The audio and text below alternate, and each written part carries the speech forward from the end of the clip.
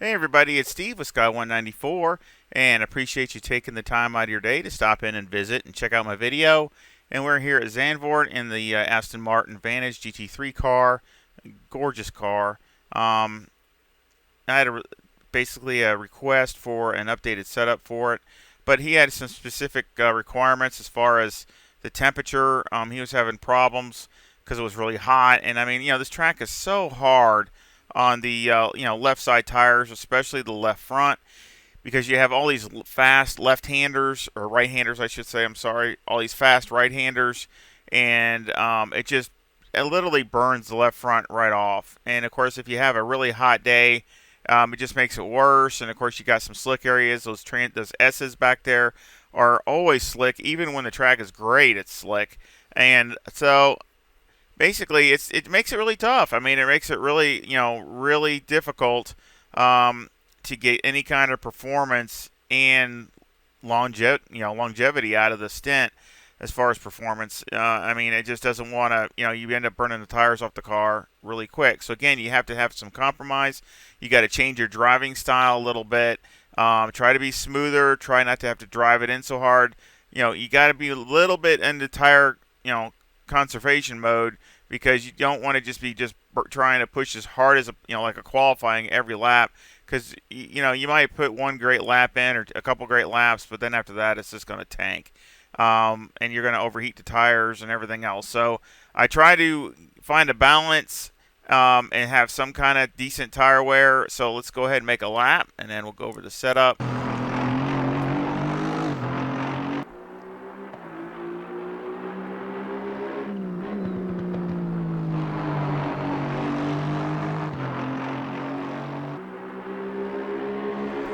Again, you always want to be able to be flat going through this last turn. It's a big deal for sure. 155, 156, that's about right there where pretty much everybody else, all the other cars.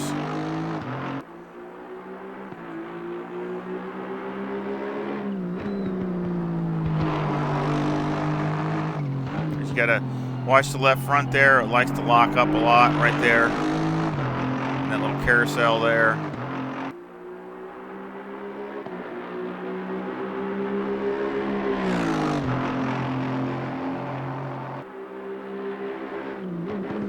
Of course, here it's not a problem at all, as far as you can drive it in pretty hard.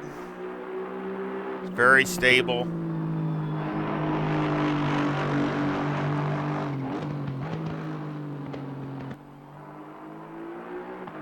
These are some of the hardest corners right here. This one you need to brake a little early. Try not to drive it in there because it's just so slick.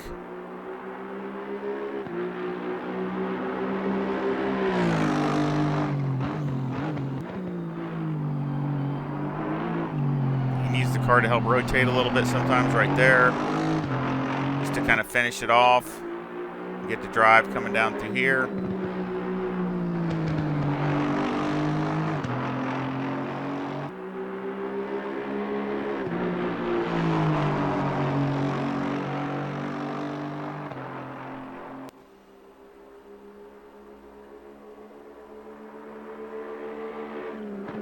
That was a 136.45. That was my fast lap. So again, you had some mid 30s.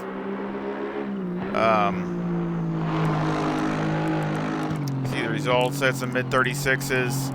Some and the rest were 37s.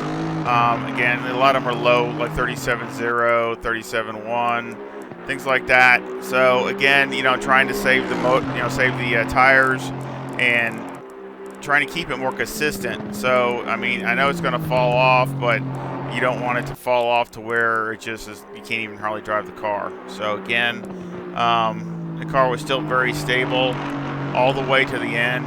I mean, as far as stability, and you could still drive it in the corners the same and everything. So, let's go to, and I get the temperatures is exactly what he said. They were 27 and the track was 35.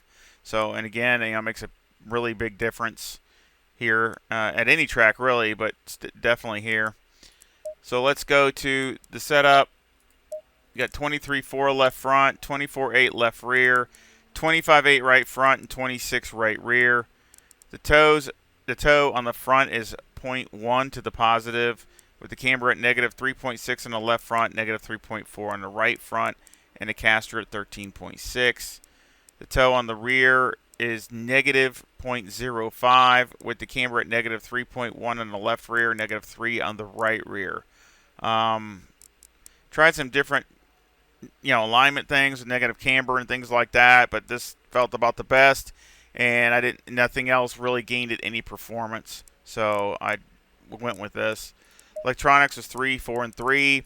Fuel had 80 liters, and it had light graining, number 1 brake pad.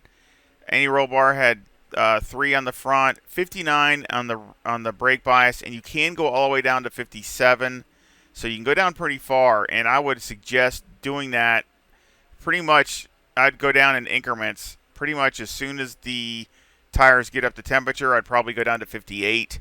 And then once a car, after, about the 15, 20 minutes, I would probably even go down, maybe down to even 57 or so, or something like that. Do that because what that does is you put some more, stress in the rear tires braking, and it kind of gives the front tires a break.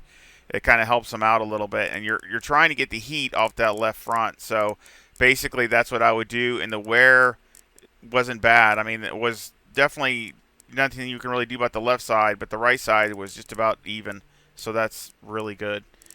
Springs on the front are 145,000 with a bump stop rate of 500 and a bump stop range of 1 on the left front and 3 on the right front.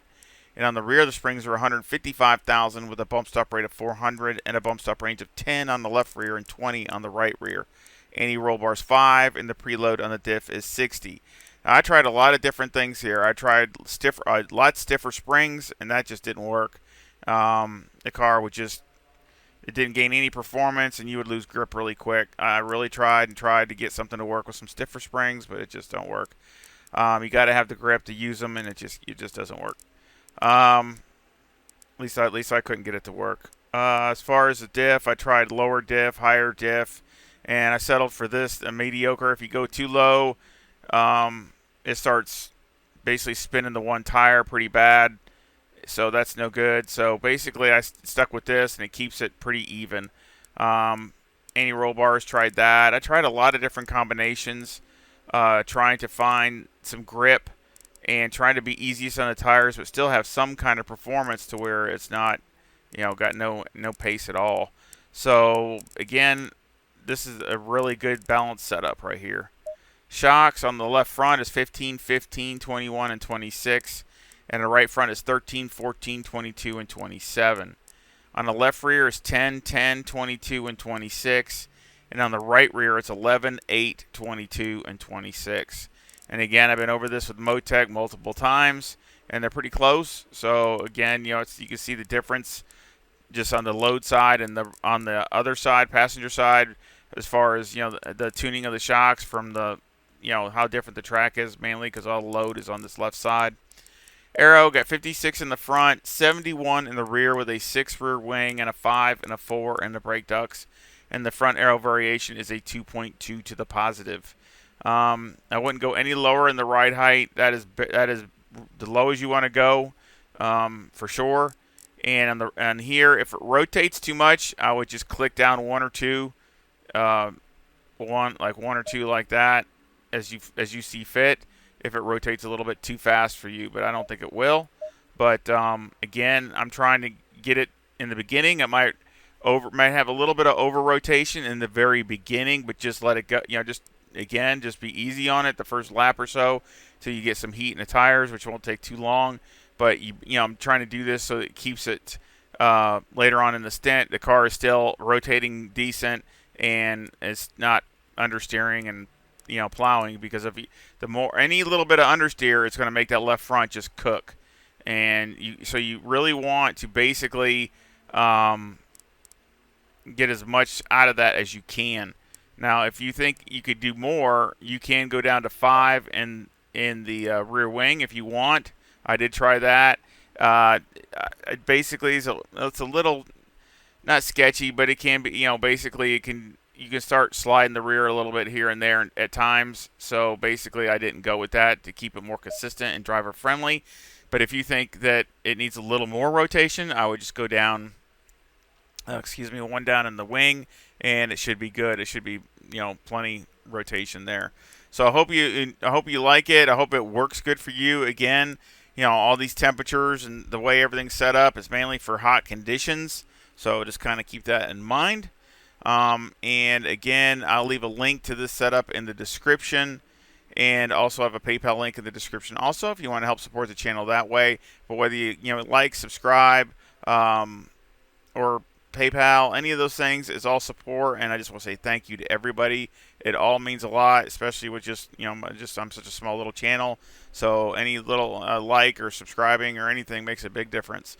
So I really appreciate it, and I sure hope you enjoyed the video and you come back and visit again really soon. Y'all take care. See ya.